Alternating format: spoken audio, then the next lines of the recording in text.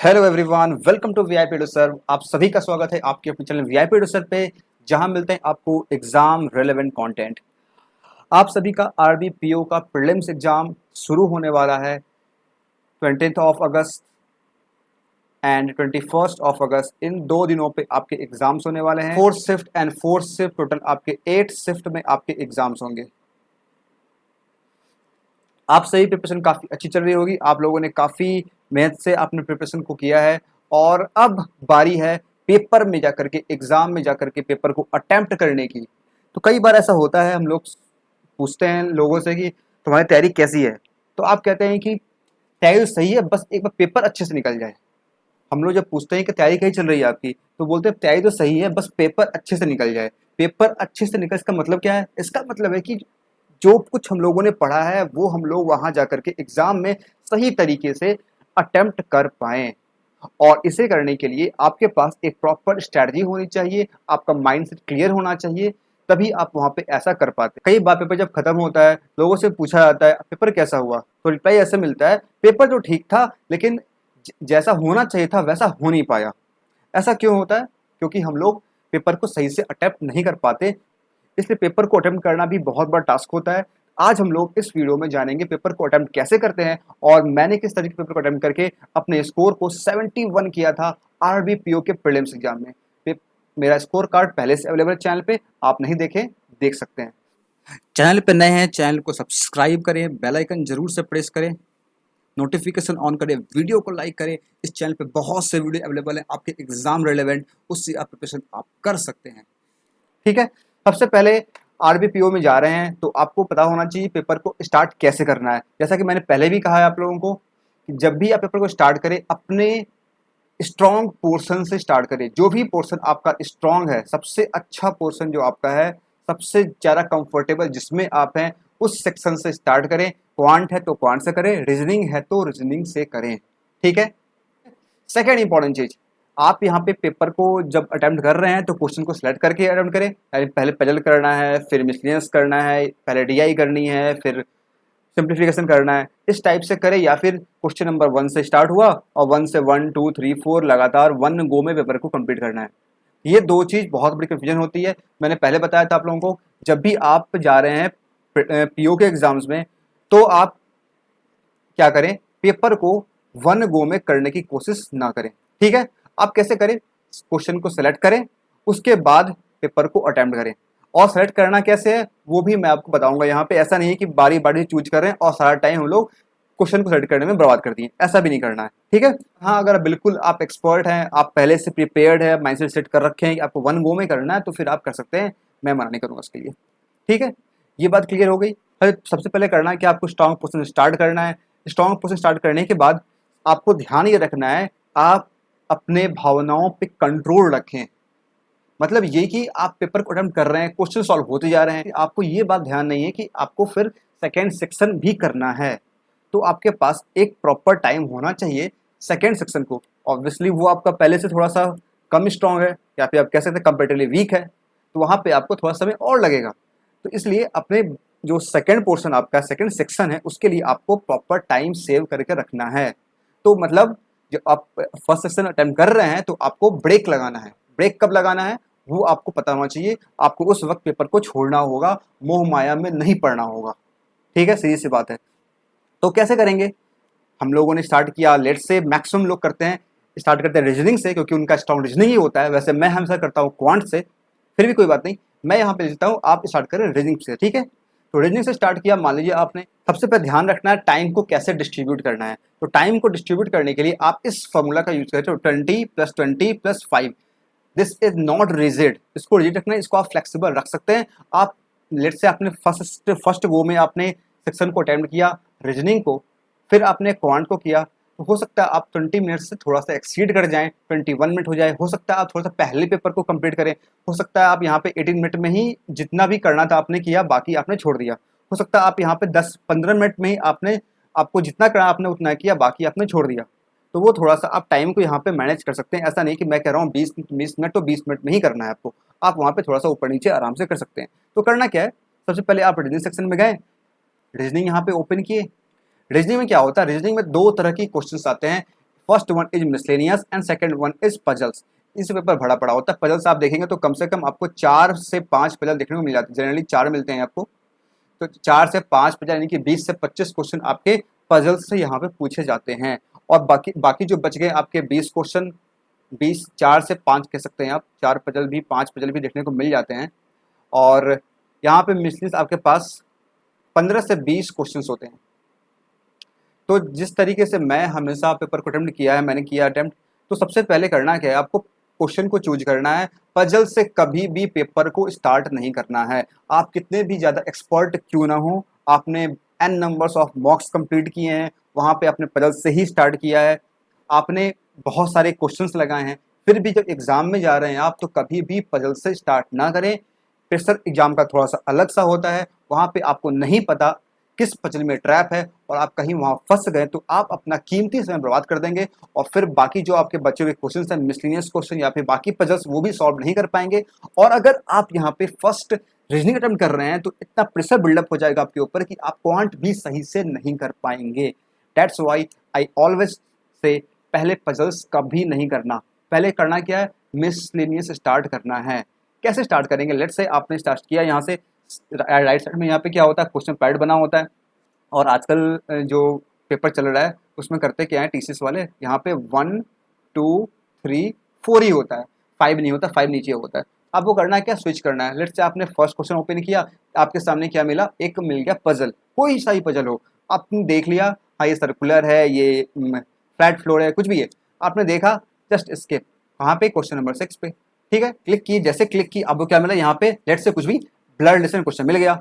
अब वो करना क्या है, उसे वहीं पे अटेम्प्ट करना है। फिर आप आगे बढ़े, 6 7 8, लेट से 6 7 8, ये 3 क्वेश्चन थे मेडिसिन के, इसके बाद ये खत्म। इसके बाद फिर यहाँ से क्वेश्चन नंबर 9 से आपका शुरू हुआ फिर से एक नया पजल। फिर आप देखिए, फिर 9 10 11 12 13 ऐसे होगा। फिर यहाँ पे 14 आएगा। फिर क्या करें आप, फिर यहाँ से आप क्लिक करें 14 पे। 14 पे क्लिक जैसे करेंगे क्या होगा, आपके पास फिर से कुछ नया ओपन होके आएगा। हो सकता है इस बार क्या आ गई, चाइनीज कोडिंग, उसे अटेम्प्ट करें। इस तरीके से आप जो भी आपके आते हैं मिसलिनियस क्वेश्चन आ रहे हैं, चाहे वो 10 क्वेश्चन ही हो, 15 क्वेश्चन ही हो, या फिर वो 20 क्वेश्चन क्यों ना हो, आप सभी क्वेश्चन को बिल्कुल स्पीड से, जब भी आप मिसलिनियस सॉल्व कर रहे हो तो आपका स्पीड कभी कम नहीं होना चाहिए। स्पीड में रहना है और कोशिश करनी है कम से कम समय में इन सभी क्वेश्चंस को कंप्लीट करना, ठीक है। जब आपका मिसलिनियस टॉपिक कंप्लीट हो जाए सारा का सारा, फिर आप क्या करें, स्विच करके जाए पजल्स के ऊपर, ठीक है। फिर आप देखें पजल्स में आप किसमें ज़्यादा कंफर्टेबल हैं और कौन सा पजल आपको उस वक्त देखने में फील आएगा कि ये पजल जो है थोड़ा सा इजी लग रहा है, उसे आप पहले अटेम्प्ट करें और उस तरीके से आप प्रायोरिटाइज कर लें पजल को, ठीक है। और ये चीज़ आपको पता क्या चलेगी कि आप इसमें स्ट्रांग है, इसमें आप वीक हैं, आप ये पजल पहले कर लेते हैं, अब समय कम लगता है। ये चीज़ें मैंने बताई थी जब मैंने शेयर किया था आरबीआई पीओ 2022 की स्ट्रैटेजी, वहां मैंने आपको बताया था कुछ तरीके से।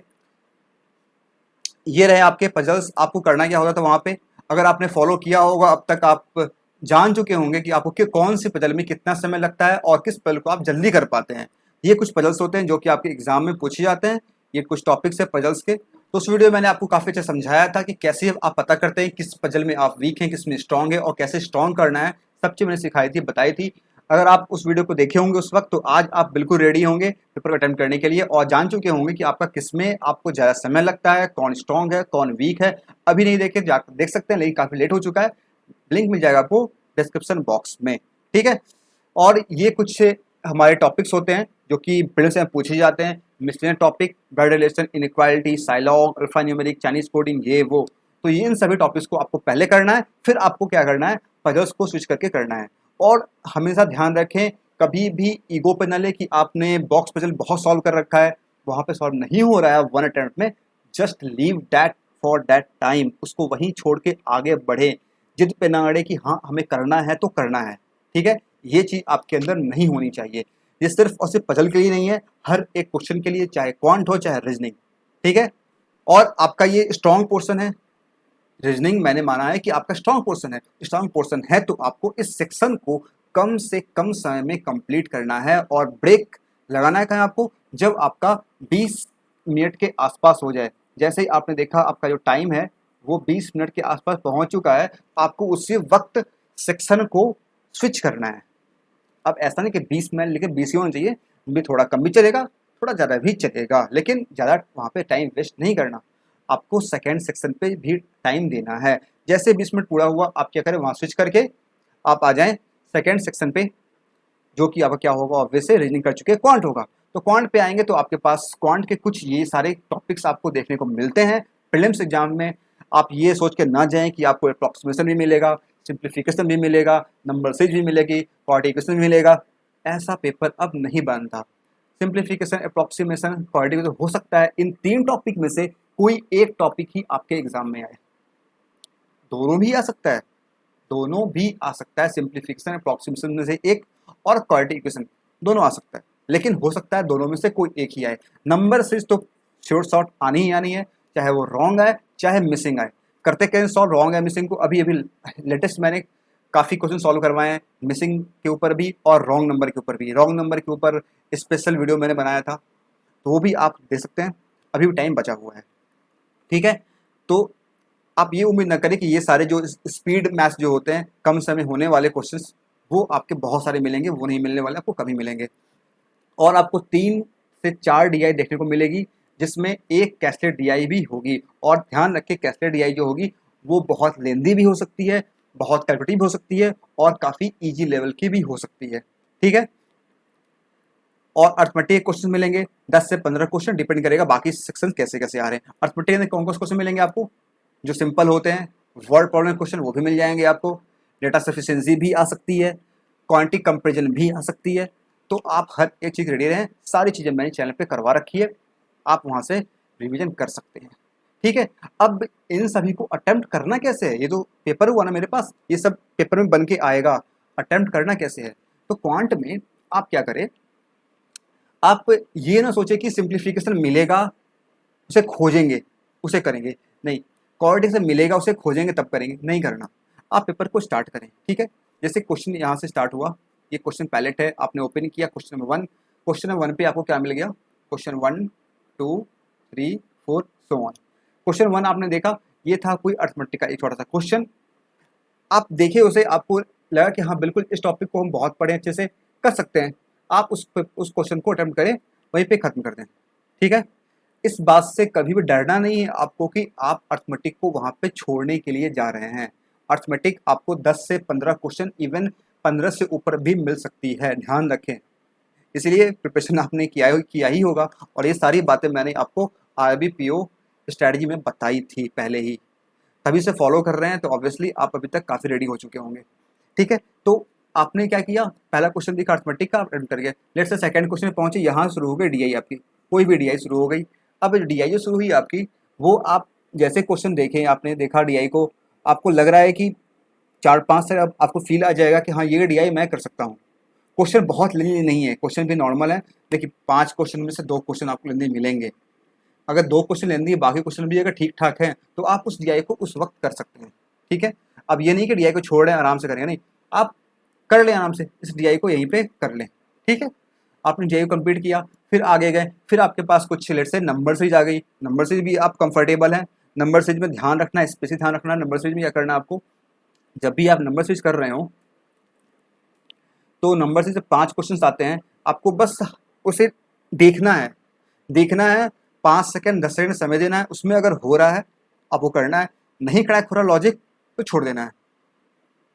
बड़े से बड़े लोग, अच्छे से अच्छे लोग, क्वांट एक्सपर्ट लोग जाते हैं तो भी वो भी 5 के 5 क्वेश्चन कभी कभी नहीं कर पाते हैं।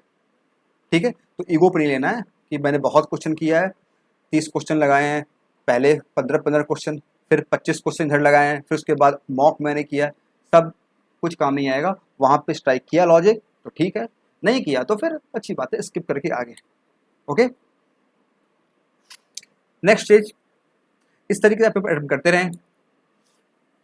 और आपके पास अगर आगे कैसे डीआई, तो आप कैसे डीआई को कुछ उस वक्त के लिए आप स्किप कर सकते हैं, आप बाद में कर सकते हैं, लेकिन पेपर का लेवल कैसा भी हो सकता है जो कैसे डीआई हो वो इजी हो, और बाकी जो 2 डीआई और है आपके पास, हो सकता है वो थोड़ी सी टफ हो। तो फिर आपको वहाँ पे देख करके समझना होगा, इसके लिए कोई भी इंसान आपको पहले नहीं बताता पेपर से पहले आपको कोई ये बात नहीं बता पाएगा कि कौन सी अच्छी आने वाली है, कौन सी बुरी आने वाली है। तो वहाँ जा करके ही आपको ये चीज़ देखना होगा, समझना होगा और उसी अकॉर्डिंग आपको अटेम्प्ट करना होगा। ठीक है, और कोई आपको ये कह रहा है कि जाना ये कर देना वो कर देना, तो वो फिर हो ही नहीं सकता, पॉसिबल ही नहीं है। ठीक है, अब रही बात डेटा सर्विस अगर आती है, Q1 Q2 आते हैं हमारे पास, तो फिर कैसे करें? तो भी आपको करना है, आप स्टार्टिंग में बाकी जो नॉर्मल टॉपिक्स होते हैं, सिंप्लीफिकेशन, अप्रॉक्सीमेशन, जैसे आपको जहाँ मिल जाए रास्ते में आप करते जा रहे हैं, रास्ते में क्वेश्चन मिल गया अप्रॉक्सीमेशन सिंप्लीफिकेशन, आप उसे निपटा लें वहीं पे। क्वाड्रेटिक क्वेश्चन मिल गया, उसे भी आप वहीं पे कंप्लीट कर लें। फिर आपके नंबर्स भी मिल गए, रास्ते में कहीं भी कंप्लीट करते जाएं। जो जिस सेक्शन में जिस क्वेश्चन में आप ज़्यादा कंफर्टेबल नहीं है उसे आप उस वक्त के लिए स्किप कर सकते हैं और फिर बाद में आप उसे फिर अटेम्प्ट कर सकते हैं। ठीक है, इस तरीके से आपको ध्यान रखना है जब आप इसे अटेम्प्ट कर रहे हो।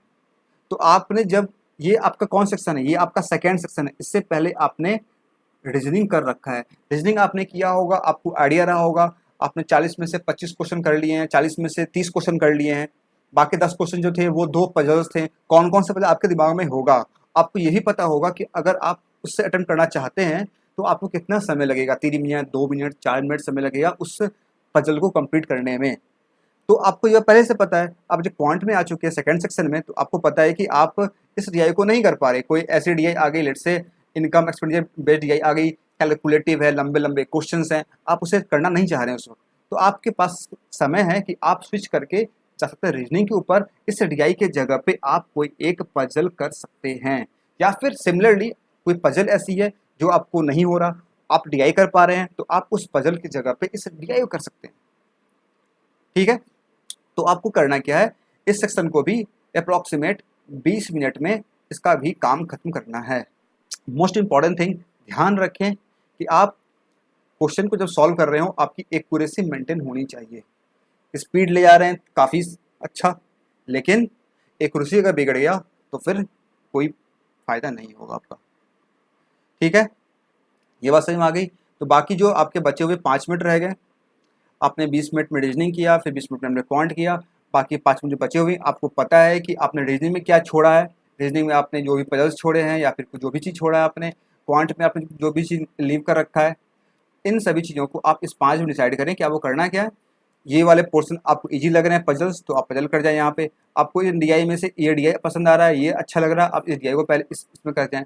तो इस 5 मिनट में आप बचे हुए क्वेश्चन को जो आपके नज़र में पहले से हैं उसे आप यहाँ पे अटेम्प्ट कर सकते हैं और अपने स्कोर को, अपने अटेम्प्ट को अच्छा खासा कर सकते हैं।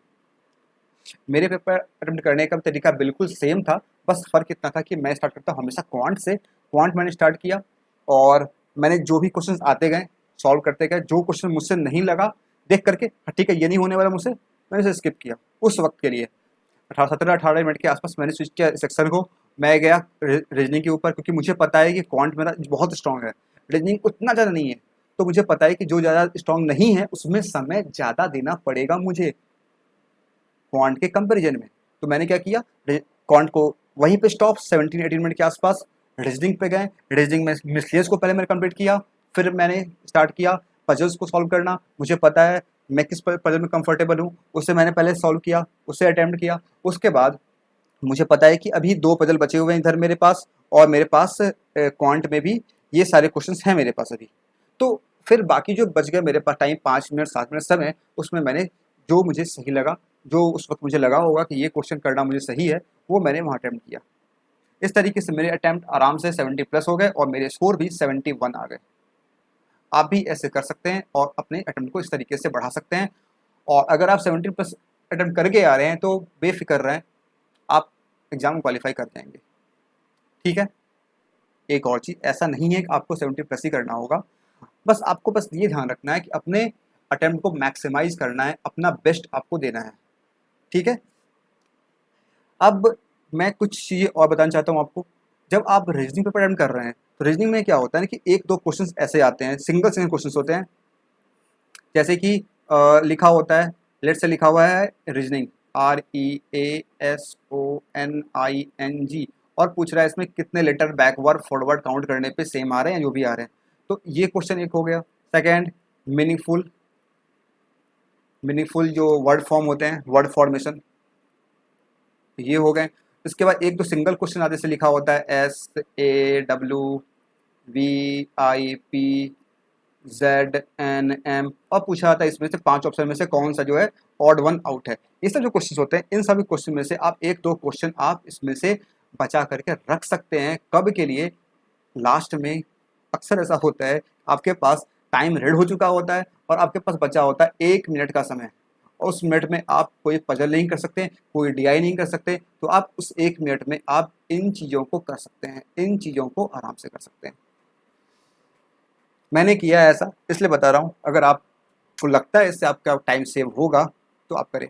कई लोग मुझे बोलते हैं ऐसा, मैंने देखा भी है, लास्ट में होता है कि 1 मिनट का समय बच जाता है, कभी कभी 1.5 मिनट से बच जाता है, और उसमें लोग कुछ नहीं कर पाते। बचा क्या हमारे पास? सिर्फ और सिर्फ पजल्स। तो फिर वहाँ पे वो पॉसिबल नहीं हो पाता कर पाना। तो आप उस वक्त आप इन छोटे छोटे क्वेश्चन को आप कर सकते हैं। और चीज़, अगर पेपर आपका थोड़ा सा टफ आ गया, अगर आप किसी ऐसे शिफ्ट में गए जहाँ पेपर थोड़ा सा काफ़ी लेंदी पेपर है, काफ़ी टफ पेपर है, तो बिल्कुल आपको पैनिक नहीं करना। पैनिक आपको बिल्कुल नहीं करना।